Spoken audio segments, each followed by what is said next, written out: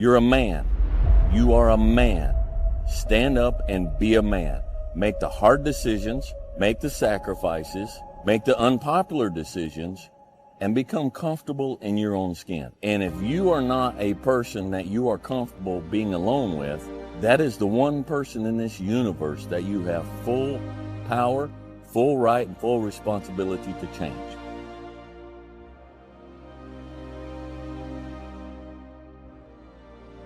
There's a moment when every boy realizes no one's coming to save him. And that's when he becomes a man. And some boys never get there and stay children forever. This is kind of part of being a man. It's like, you kind of got to f*** it all up a little bit. I think so. I think part of learning is dying. I think part of learning is you got to die a little bit. Because what is learning? Learning is me giving up on my old shit, my old ideas. Those ideas have to die for me to be open to some new shit. And so me learning how to be a better man, I had to die a little bit. Lazy people do a little work and think they should be winning. But winners work as hard as possible and still worry if they're being lazy. There's nobody coming. There's nobody coming to save you. There's nobody coming to help you. A knight in shining armor isn't going to ride in and save you. You are the only one that's going to be able to save you. And all this time, you point your finger and you say, I can't do that because I was born here. Or I can't do that because I have this issue. Or I can't do that because they made fun of me. And you know what's going to happen? Nothing. You're going to get more of the same. You're going to get laughed at more. You're going to be ashamed more. You're going to be frustrated more. And you're going to really regret at the end of your life that you put off taking responsibility for yourself and building yourself into what could be. And when we look around at the world and we look at all the problems and we look at all the chaos, we have to take responsibility for ourselves for creating it. You're not living the best life that you want to live. You're not the person you want to be. You're not the person the 8-year-old you wanted to be. And I bet you're not even taking steps to become that person, are you? And that's what's wrong with the world. That's what's wrong with this country. We have a bunch of people that want to point fingers and defer responsibility off to anything and everything except the one thing that can change their entire lives. And that's looking in the mirror and saying, F you, man. You did this to me. You made me this way, and I'm going to fix it. And I'm going to fix it by controlling all the things I can control. I'm going to control what I eat. I'm going to control what I drink. I'm going to control how I move. I'm going to control the information I put in my brain. I'm going to control how I treat people and who I surround myself with. And if you control those things, you are now in the driver's seat to create what it is you've always known that you were here to create. Because you always do know what you're here to create. It's that little version of yourself that hides deep inside your heart that you are so afraid to even talk about because you're afraid the people around you are gonna laugh. Well, guess what, They're gonna laugh. And they're gonna laugh more if you don't do anything. We're gonna have successes, we're gonna have failures. We're gonna have good nights, we're gonna have bad nights. We're gonna have good relationships, we're gonna have bad relationships. We're gonna have good ideas and bad ideas. We're gonna make money, we're gonna lose money. All these things are gonna happen. You have a project that's due at work that you don't feel like working on right now. Doesn't matter that you don't feel like working on it right now. You impose discipline on the situation and you do what you're supposed to do. You have a exercise, you need to work out this morning. You haven't worked out yet. You wake up in the morning, you need to go work out. You don't feel like working out. It doesn't matter. It doesn't matter that you don't feel like working out. It doesn't matter. It's not part of the calculation. Discipline overrides that. Discipline trumps your feelings. And that is what you need to apply as a person, as a normal human being, no matter what you're doing in your life. You need to let discipline be your guide, not how you feel. That's what we need to do. And if you do that, you're going to end up with freedom. You're going to end up with freedom across the board. Discipline equals freedom. That's what I have been saying for a long time. It is 100% factually true. If you allow your feelings to dictate what you do, you will end up being a slave to your feelings at a minimum. But if you utilize discipline in your life, you will end up with the ultimate freedom in everything that you do. Through discipline, through self-discipline, through repetition, through tons of repetition of the same thing that you don't want to do. And that's the key thing. Through repetition of things you don't want to do, you develop mental, like an armor for your mind. You start to armor your mind, because your mind's like, okay, we suffer every day. It's what we do. We do stuff that sucks every day. So then when the suck stuff comes, you're ready for it. And that's how I started coming up. I just started being very uncomfortable. Now it's like just a way of life. If you lack the discipline to exercise and eat healthy, you will end up being a slave to disease. If you lack the discipline to work hard, save your money, you will end up a slave to finances. If you lack the discipline to manage your time correctly, you will end up with no free time.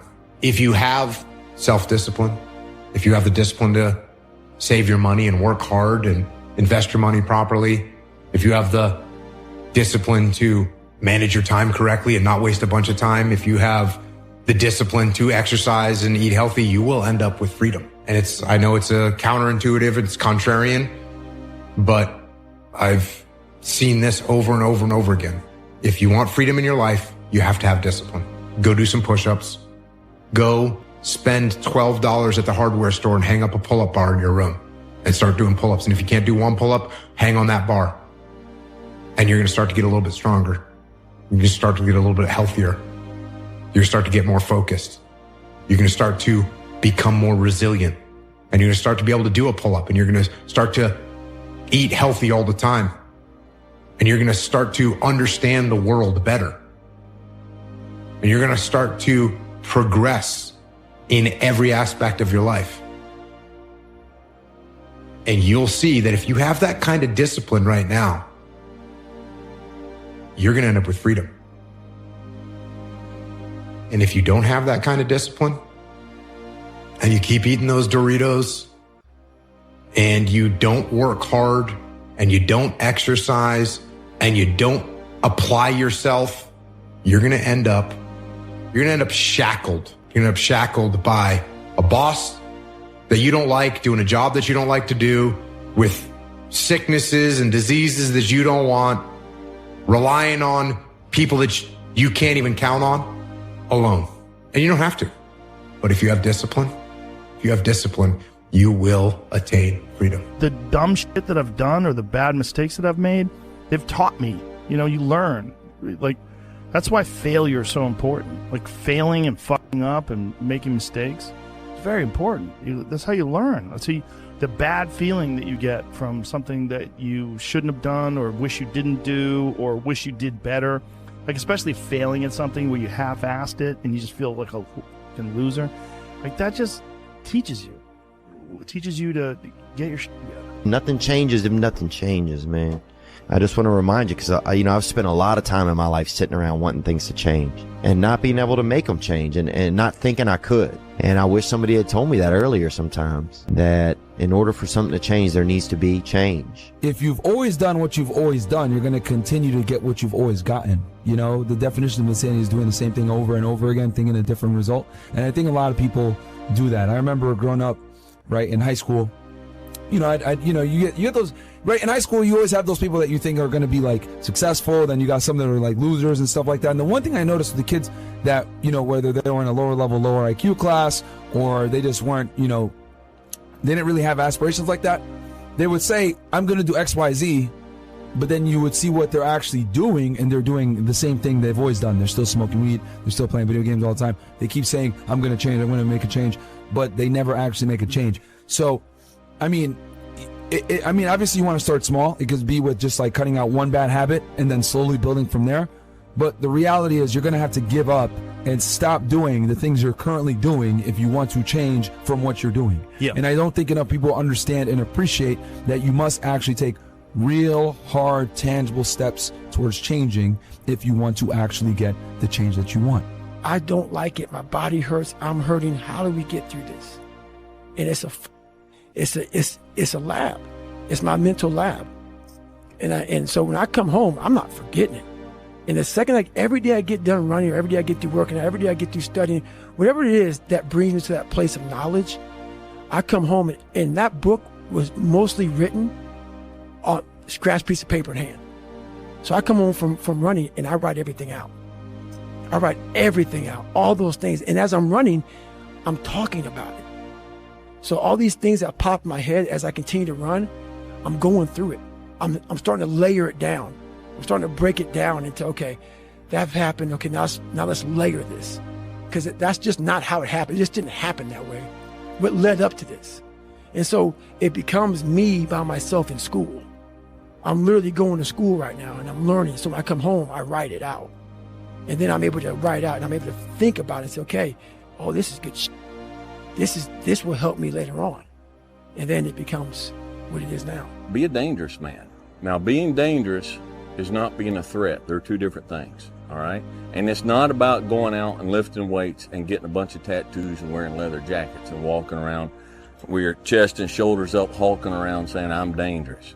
That's very rarely is that a dangerous man. You're going to get criticized no matter what you do. If you go hard, people are going to criticize you. If you stay a lazy piece of shit, people are going to criticize you. So you got to realize that it's up to you to decide what it is you truly want. And it's up to you to accept what pain you are willing to accept. Because if you struggle and you flounder and you refuse to take responsibility for yourself and become that version that you know you're supposed to become, you will be miserable. 100%. You will have every single regret a human being could ever fucking have in their entire lives. And the flip side is this. You could put in the work. You could put in the time. You could say, I am not going to settle. I am going to become exactly who I'm meant to become, because I know that it's not just going to serve me, it's going to serve my family. It's going to serve my community. It's going to serve my city, my state, and my country. And it's going to create an immeasurable ripple effect of people who know that they can do it too. And guess what? That's going to be hard. But at the end of the day, even if you come up short, even if you don't become exactly what it is you want to become, you will have created so much good in this world that you will not have regrets when you die. Be the guy who embraces the ugly, the miserable. Be the guy who embraces hard work, the grind. Don't be afraid of being hurt. Don't be afraid of sacrificing some blood. The human brain evolved under immense amounts of pressure. Okay? That's how the brain works. And I almost like to think of it in terms of barometric pressure. So in your brain, when you're feeling that barometric pressure, it's like, I got to get this done or I'm going to fail and this project won't happen and people will laugh at me. You work like a fiend. Energy, your whole body responds, right? Your blood gets moving. You accomplish things that would normally take you months. You do it in days because you feel that pressure. You take away that pressure and you don't know what to do. And I've got like 3 years, I could do this or that. Another, you just wander around, you're lost. You have no energy, you have no focus. You know, you're maybe playing video games, maybe you're watching porn, you're kind of distracting yourself in the moment. But it's, but your energy is just being dissipated in like 20 different directions. So your brain needs pressure. It needs constant pressure. And stress and pressure is not a bad thing. We have this thing where we feel like stress is bad. It's bad for you. Bad. You know, you need to relax, man. You need to chill. Stress will kill you. No, being bored will kill you. Not having anything to do will kill you. Is much more dangerous than stress. I'd rather die under the stress than be bored and have nothing to do. Okay? So feeling that pressure, it makes your eyes pop open. It makes your brain focus. It makes you alert. It makes you want to live. It makes everything seem exciting to you because you've got to get things done. I've never regretted working harder. Ever. Not once. And some people are like, on your deathbed, you're like, no, because I lived every moment of my day doing what I wanted to do. Don't follow what most people do because you don't want the results that most people get. The average person is obese, likely to be divorced, and has less than 1K in the bank. It feels safe to do what everyone else is doing, but it's actually a terrible decision. It's like the best way to guarantee to not have the life that you want is to do what everyone else is doing. If you want to be exceptional, you're going to be different from everyone else. That's what makes you exceptional. You can't fit in and also be exceptional. Both have discomfort. When you fit in, you have internal conflict because you're not being 100% you. When you're exceptional, you have external conflict because everyone sees you as different. Pick one. When your friends start to say, you've changed, remember it's because they don't know how to say, you've grown. You don't have to feel good about it. You just have to keep going. The feeling will pass, but you will remain. You are greater than your feelings.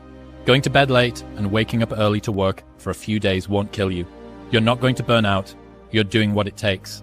If you're one of those people that push work-life balance, just remember, the people who like working a lot don't care. I've never regretted trying harder at anything ever. Hard times last long, but an epic story feels like a lifetime. It just takes work. Shitloads and shitloads of work. Every time I try and dress it up or cut a corner, I get brutally reminded the work just needs doing. The work doesn't care who you are. It just cares that it gets done. Most people's definition of work is a negative one, which is why they abhor it, which is also why they misunderstand so many people who quote, I'll say quote here, are successful or ahead of them or whatever, is that both people, one person says the word work and the other person hears the word pain. And so the first step to like becoming more successful is understanding the language that the people who are successful are using. They're actually defining the word differently. And so whatever that thing is that you actually enjoy doing, where you lose track of time when you're in it, even if it's challenging, but usually it is challenging, right? Like it's not easy because then it's boring. The people who are, quote, addicted to work make it easy to be addicted to work because they do things worth doing. And I think a lot of it is coming down to making sure that you take the few precious seconds that we have to do the few things that are worth doing for the rest of your life. Every fucking day I wake up and I don't want to do some shit. I'm like, okay, man, do you want to be a bitch today? Do you want to feel like a little bitch? Do you want to walk around all day knowing that you could, but you didn't? So it's perform without purpose. You have to learn how to get up and do shit when you ain't got no fucking 5K, no 10K, nothing. Nothing exists. Your life fucking sucks. You're in the fucking dungeon. But guess what, mother? I'm still going to get it. Because when that time comes, because the time is going to come, when that purpose is there, you'll be ready.